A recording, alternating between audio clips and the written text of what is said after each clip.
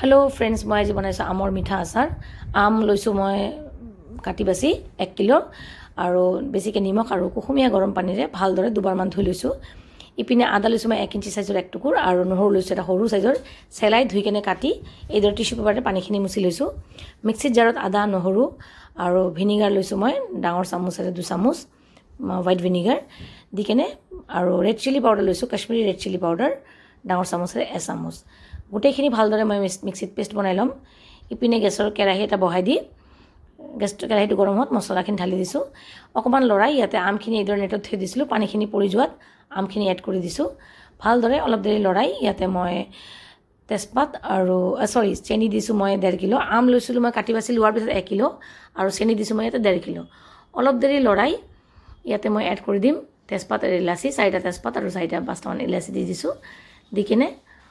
slow ফ্লেমতে এইদৰে লৰাই চেনিখিনি গলিব দিছোঁ চেনিখিনি গলাত শুকান জলকীয়া পাতলকৈ কাটি ৰাখা 3টামান এড কৰি দিছোঁ গেছত স্লো ফ্লেমত থৈ দিব ফ্ৰেণ্ডছ যেতিয়ালৈকে কালাৰটো চেঞ্জ নহয় বা আমটো সিজি নাযায় এই চাওক মোৰ আমৰ কালাৰটো চেঞ্জ হৈ গৈছে আৰু আমটো সিজি গৈছে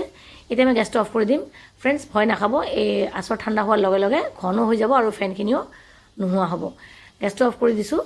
এতিয়া মোৰ আচাৰখিনি ঠাণ্ডা হৈ গৈছে এই চাওক মোৰ আমৰ আচাৰ ৰেডি ঝোলখিনিও ঠিক হৈ গৈছে আৰু ফেনটোও নোহোৱা